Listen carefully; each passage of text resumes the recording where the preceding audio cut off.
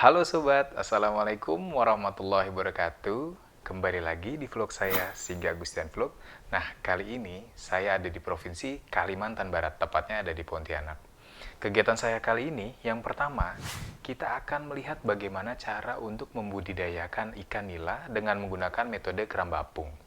Yang kedua, kita akan melihat bagaimana caranya menyelamatkan hutan mangrove dengan konservasi mangrove yang ada di Mempawah, Kalimantan Barat.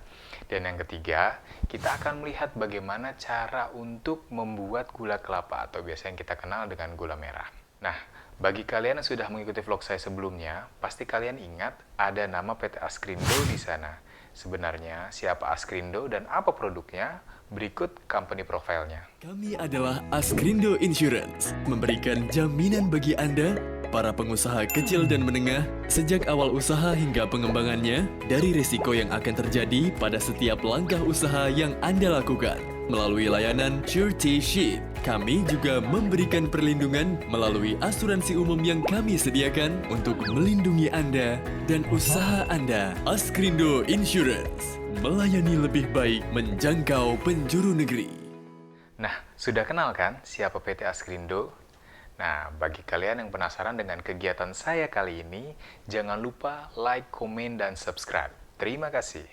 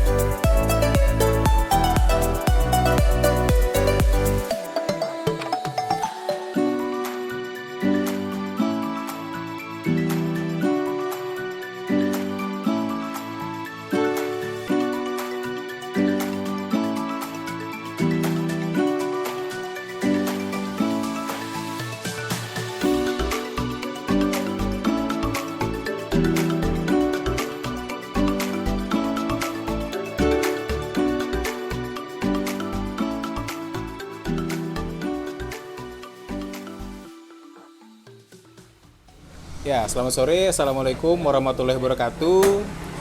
Kali ini kita ada di segmen ngobrolin UMKM. Di samping saya sudah ada Pak Edi Mosar. Nah, Pak Edi ini salah satu pembudidaya senior ikan nila yang ada di Mempawah, Kalimantan Barat. Assalamualaikum Pak Edi. Waalaikumsalam, Pak. Bagaimana kabarnya Pak Edi? Alhamdulillah baik, Pak. Iya, saya baru sempat berkunjung lagi ke sini Pak Edi ya, Iya, ya. melihat kondisi teman-teman pembudidaya ikan nila setelah COVID-19 ya Iya, Pak ya. betul, Iya. Nah, Pak Edi, kita pengen tahu nih Pak Edi, pengalaman Pak Edi membudidayakan ikan nila ya. Pertanyaan pertama ya Pak Edi ya, kenapa Pak Edi tertarik budidaya ikan nila dengan keramba apung ya Pak? Silakan Pak. Ya, pertama memang budidaya ikan nila ini dinilai lebih menjanjikan, Pak, punya prospek yang baik untuk ke depan. Nah, kaitannya dengan untuk meningkatkan taraf ekonomi. Jadi makanya saya bergelut di situ mulai dari tahun 2005.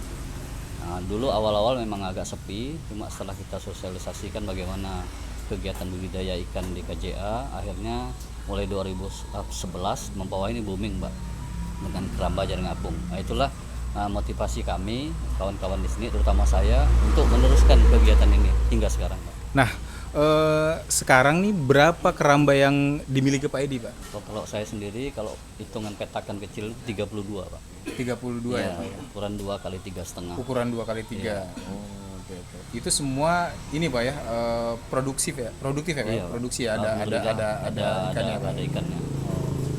Nah, omset Pak Edi berapa sih Pak kalau dalam sebulan Pak? Dia per siklus itu kalau kita bisa hitung Pak, per 10.000 itu kita masuk itu 16 sampai 17 juta 16 sampai 17 juta untuk sebulan gitu Pak.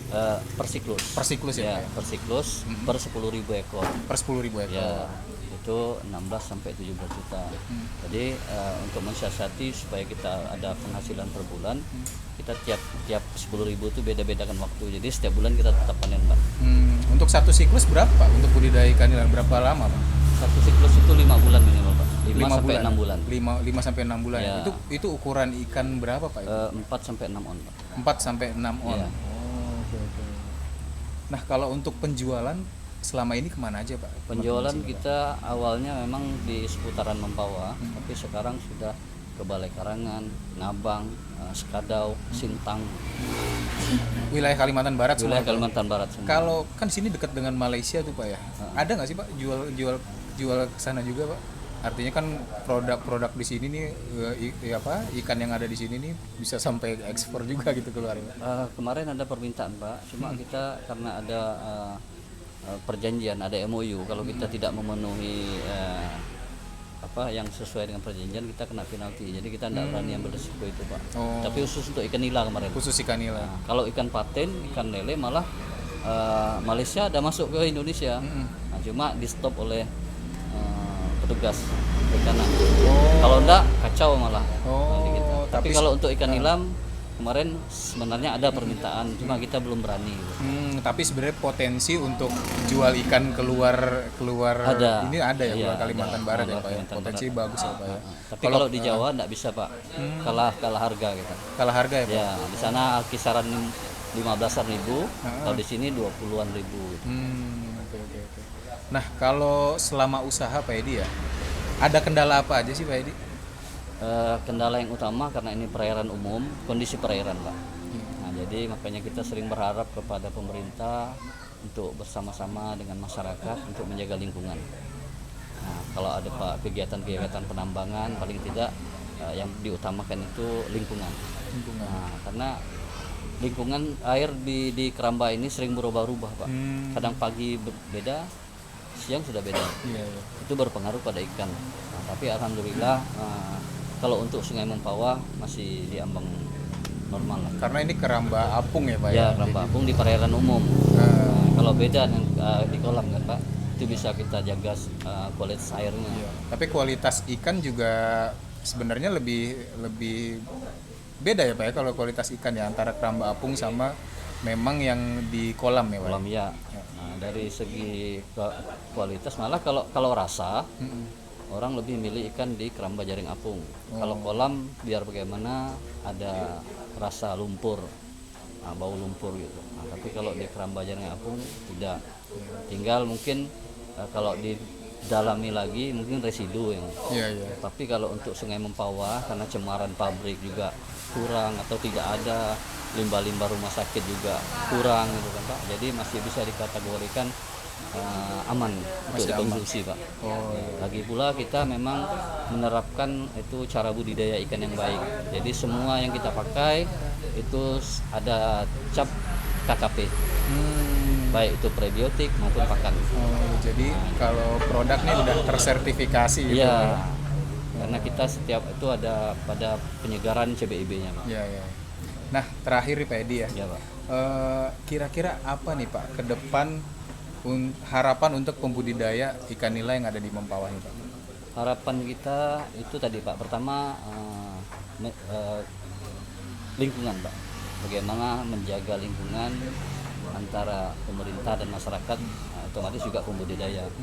Dan kedua ini bagaimana pemerintah menjamin pasar. Seperti ada penampungan kayak cold storage gitu kan. Jadi ikan sebesar apapun ada yang menampung. Kalau ini kan kita berupaya sendiri, memelihara sendiri, menjual sendiri. Gitu. Nah, jadi kita berharap peran pemerintah untuk kaitan dengan pengembangan ekonomi masyarakat, Pak.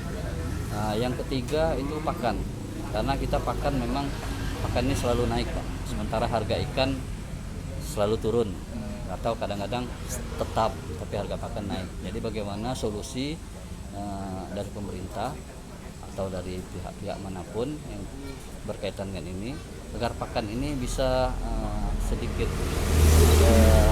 stabil harganya, atau paling tidak ada tenggang waktu untuk pembayaran pakan kita, Pak. Karena kalau kita sistem cash, nah itu yang agak berat karena pakan selalu naik, Pak.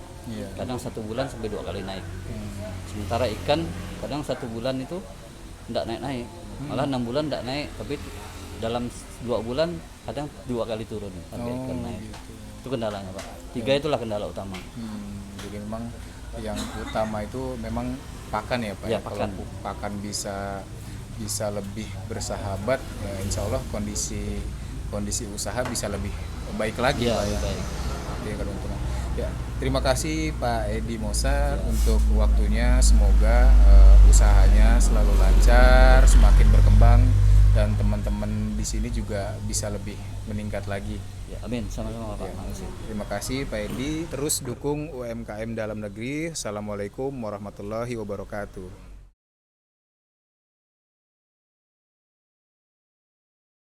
Ya, Alhamdulillah, saya pribadi dan kawan-kawan sangat bersyukur karena memang pada saat Askrindo datang 2016 itu pertama, dan kita memang sangat membutuhkan pembiayaan, Pak. Jadi dengan datangnya Askrindo, kita bersyukur dan kita dapat memulai usaha lagi, Pak.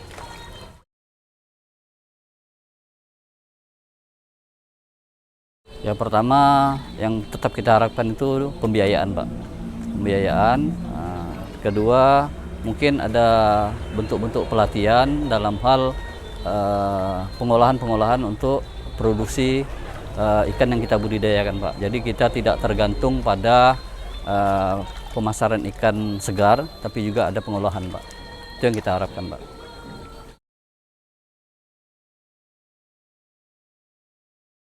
Kita sangat berterima kasih dari periode pertama, untuk tahun awal itu 2016 sampai 18, kemudian 2019 hingga sekarang. Kita sangat bersyukur dan berterima kasih kepada Askrindo yang telah membantu pembiayaan sehingga saya secara pribadi dan kawan-kawan dapat melanjutkan kegiatan usaha budidaya ikan nila di Keramba Jaring Aquarium Mempawah. Dan kita berharap ke depan tidak jera, Askrindo tetap melakukan membantu pembiayaan terhadap kami.